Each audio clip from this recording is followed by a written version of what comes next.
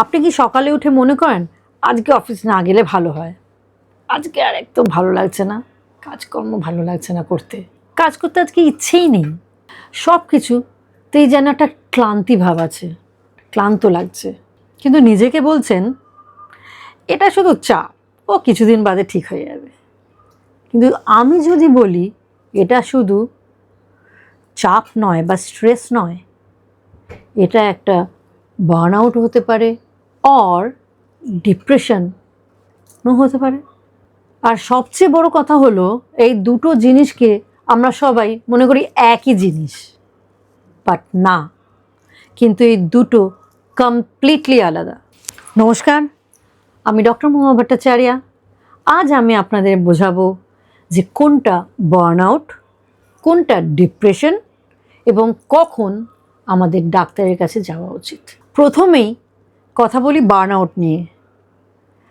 অনেক দিন ধরে যখন আমরা একটা কন্টিনিউয়াস প্রেশারে থাকি, তখন আমাদের শরীর আর মন একসাথেই বলে আর পারছি না।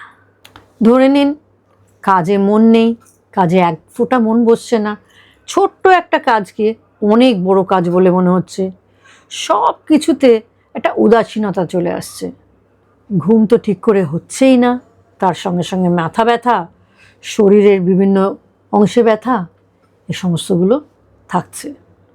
কিন্তু বার্ন আউটের একটা খুব ইম্পর্টেন্ট কথা হলো, আপনি যদি কয়েকদিন রেস্ট নেন, ব্রেক নেন কাজে, তাহলে কিন্তু একটু আপনি বেটার ফিল করবেন। এবার আমরা একটু ডিপ্রেশন নিয়ে কথা বলি। ডিপ্রেশন কিন্তু শুধুমাত্র আমাদের ক্লান্তি নয়, এটা একটা মেন্টাল হেলথের একটা অংশ, যেখানে একটা ডাক্তারের প্রেসক্রিপশন এবং কনসালটেশন ইজ রিকোয়ার্ড, যা ট্রিটমেন্ট ছাড়া কিন্তু ঠিক হবে না। এই ধরে নিন লাস্ট 2 সপ্তাহের বেশি হলো মনটা খারাপই রয়েছে, আর আগে যা ভালো লাগতো সেগুলো এখন আর ভালো লাগছে না, কোনো কিছুতে সেগুলোতে আর ইন্টারেস্টই নেই, নিজেকে ইউজলেস বলে মনে হচ্ছে। কোনো কোনো সময় মনে হচ্ছে আমার থাকা বা না থাকা সবই সমান, না থাকলেই ভালো হতো। এখানে একটা ইম্পর্টেন্ট কথা বলি, এটা কিন্তু ওই বার্ন আউটের মতো শুধু রেস্ট নিলেই ভালো হয় না, এর জন্য প্রপার ট্রিটমেন্ট দরকার, because it is a mental illness. এখন প্রশ্ন হলো, আপনি নিজের ক্ষেত্রে কীভাবে বুঝবেন কোনটা হচ্ছে?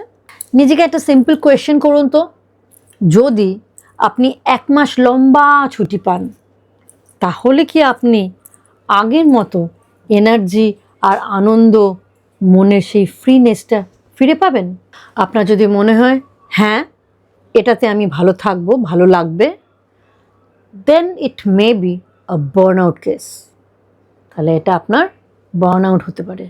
কিন্তু ধরুন যদি আপনি মনে করেন আমি ভুলেই গেছি আনন্দটা কি, ছুটি নিলে যে আমি আনন্দ পাবো সেটা আমি বুঝতেই পারছি না, then it is a case of depression and you need to take a doctor consultation. এখন প্রশ্ন হলো, এটা বোঝাটা এত ইম্পর্টেন্ট কেন? কারণ কলকাতায় যত বিজনেসম্যান আছে, আইটি যে প্রফেশনালস রয়েছে, হাউসওয়াইফও রয়েছে, তারা সবাই এই দুটোকে গুলিয়েই ফেলে। এই প্রফেশনালসরা বা হাউসওয়াইফরা ভাবেন যে একটু ঘুমোলে ঠিক হয়ে যাবে, একটু রেস্ট নিই না, তারপরে তো সব ঠিক হয়ে যাবে। কিন্তু ডিপ্রেশনের ক্ষেত্রে এটা কিন্তু হয় না, আর আপনি যত দেরি করবেন আপনার ডিজিজ তত বড় হবে এবং সারাটাও আপনার রিকভারিটাও অনেকটা দেরি হয়ে যাবে। একটা ভালো খবর আছে, বার্ন আউট আর ডিপ্রেশন দুটোরই খুব ভালো ট্রিটমেন্ট আছে। বার্ন আউটে লাইফস্টাইল চেঞ্জ, রেস্ট, কাউন্সেলিং অনেক হেল্প করে, বাট ডিপ্রেশনের ক্ষেত্রে আমরা যেটা দেখেছি সেটা হচ্ছে থেরাপি, কাউন্সেলিং, কখনো মেডিকেশনও দরকার পড়ে যায়। তাহলে সবচেয়ে ইম্পর্টেন্টটা কি? The most important thing is identify the disease on right time. তাহলে আপনার কাছে একটা রিকোয়েস্ট রইল যে এই দুটোর মধ্যে যে কোনো সিমটমই হোক না কেন আপনি কিন্তু লুকিয়ে রাখবেন না। হেল্প চাওয়া মানে উইক পয়েন্ট নয়, এটা হলো নিজের জন্য একটা স্ট্রং ডিসিশন, একটা strong step towards own self. আসুন আপনারা মেডকেয়ার প্লাসে, we are there to help you out and আপনারা সকলে সুস্থ থাকুন এবং নিজের খেয়াল রাখবেন। Thank you.